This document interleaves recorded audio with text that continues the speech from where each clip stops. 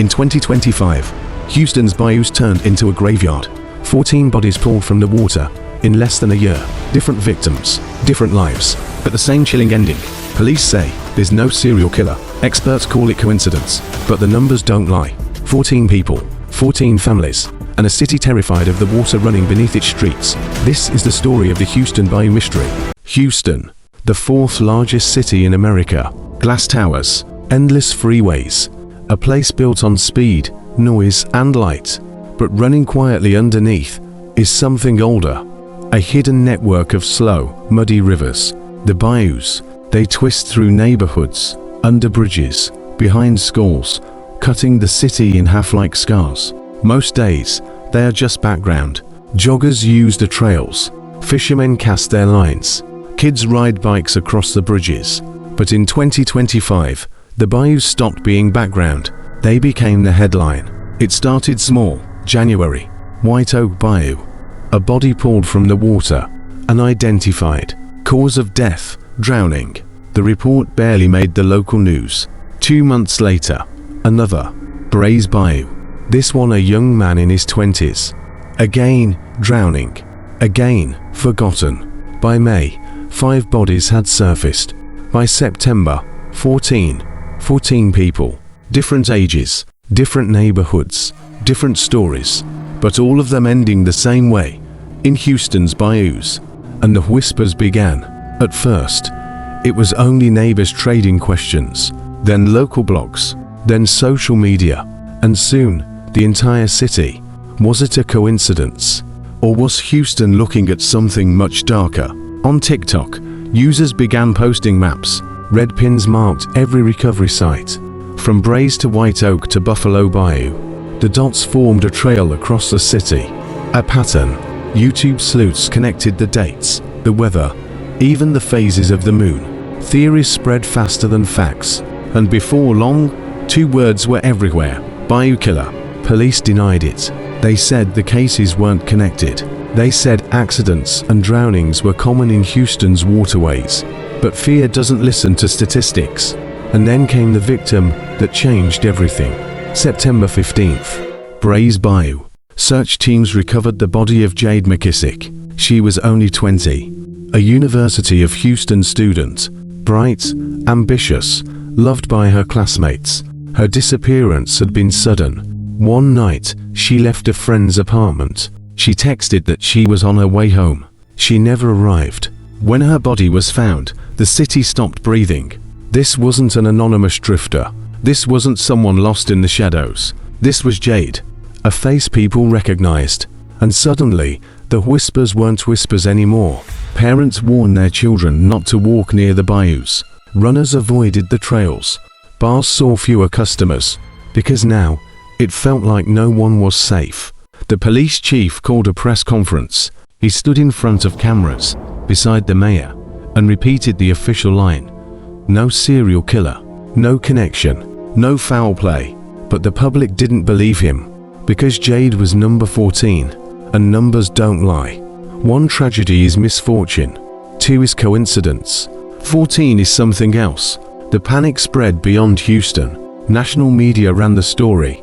Bodies in the bayous. Cable news anchors debated whether Texas had a new serial killer. International papers wrote about a city stalked by water. And with every headline, the fear grew. Some believed it was gangs. Some whispered about trafficking. Some said the bayous had always been cursed, and the water was simply collecting its due. But one truth was certain. By the end of September 2025, Houston had become a city terrified of its own rivers, and the question echoing under every bridge was the same. Who, or what, was really taking lives from the bayous? After Jade's body was pulled from the bayou, Houston wanted answers. Her autopsy was released within days. No drugs in her system, no fractures, no signs of restraint or attack. The official word was simple: drowning. But her family refused to accept it. Jade was a strong swimmer. She grew up in Houston. She knew the bayous were dangerous. So why would she go near the water alone? Her father told reporters, "My daughter didn't just fall in. Something happened to her, and his words spread faster than the medical examiner's report. Online sleuths latched onto the story. They posted collages of the 14 victims side by side. Different faces, yes, but many were young, many were healthy. To them, it looked like a pattern. And patterns, they said, mean predators. Police pushed back again. They released their own data. Some victims were homeless men. Some were middle-aged drifters. A few were elderly. The ages ranged from teenagers to senior citizens. To police, the only connection was the water, but the community wasn't convinced. And then, the sightings began. A jogger on Bayous Trail claimed she saw a man standing knee-deep in the current just after midnight. He wasn't moving. He wasn't fishing. He was just staring into the water. When she turned back seconds later, he was gone.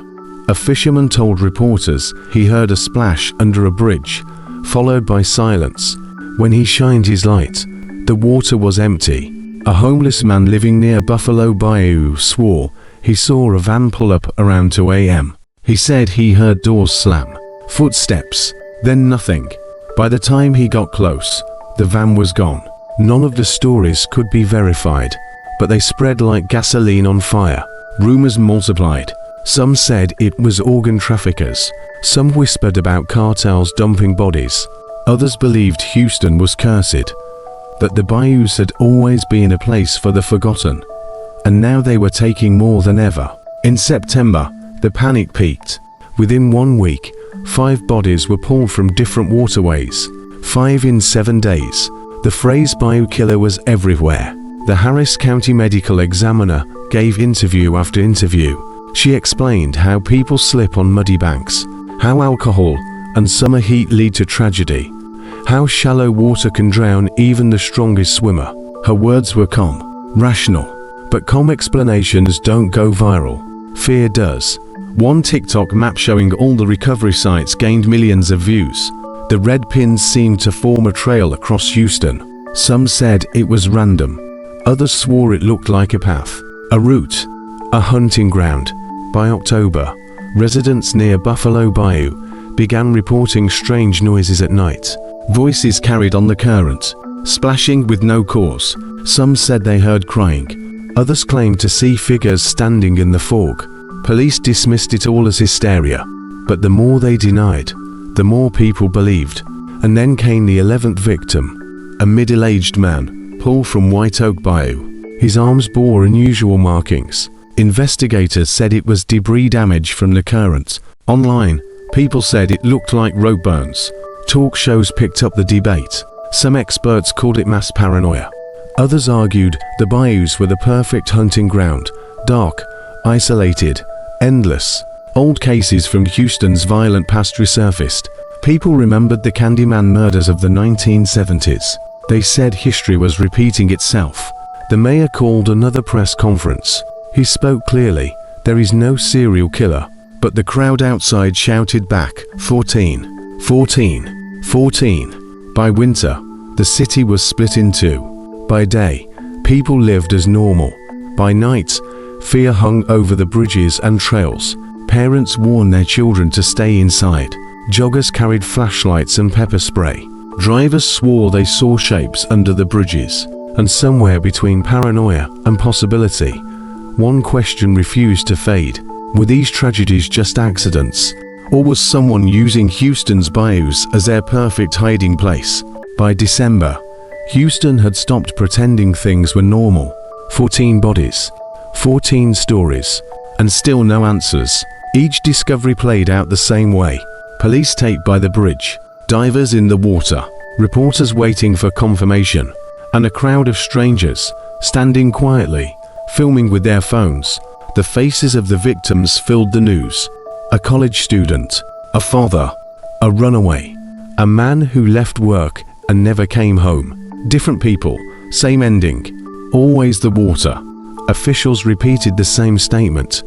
These cases are not connected, but by now, nobody believed them. Jade's parents led candlelight vigils near Bayous Bayou. They held signs that read, "We want the truth." They begged for answers, for closure, for anything that made sense. And yet, the more they asked, the quieter the city seemed to become. Behind the scenes, investigators worked through hundreds of files, CCTV clips, 911 calls, autopsy photos. They searched for overlap, anything to tie the victims together, but every pattern broke apart. Different times, different lives, different everything. Then one detail caught attention. Several of the victims had last been seen within walking distance of a water treatment plant. An investigator flagged it, but it led nowhere. Still, the rumor spread. People online swore it was a dumping ground, that trucks came and went after midnight, that workers heard splashes they couldn't explain. Police checked every report. Nothing, no evidence, no footage, just stories feeding more stories. Then came the 15th, New Year's Eve. A man in his 40s found in the bayou near downtown. He was afraid of water. His family said he couldn't swim. He had no reason to be near it.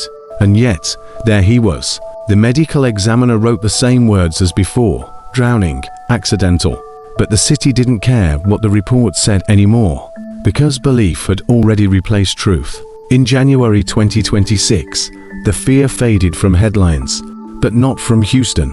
People still avoided walking by the water after dark. Joggers still glanced over their shoulders.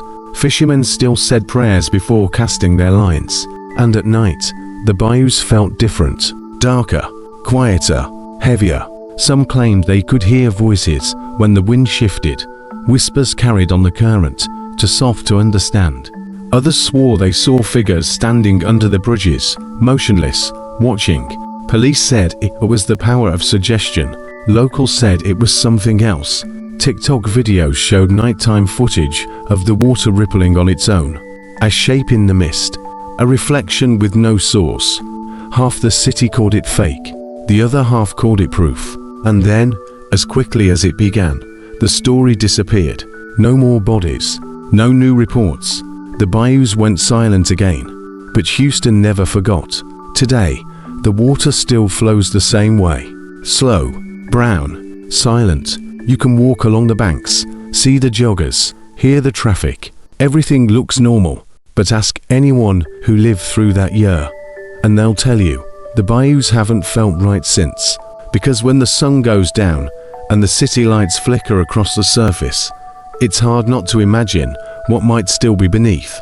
A shadow, a secret, a story that never really ended. Some say the bayous took 14 lives. Some say 15. Others whisper the real number is higher. No one knows for sure. But one thing is certain. The water remembers. It always remembers. And if you stand too close to the edge, you might just hear it calling your name.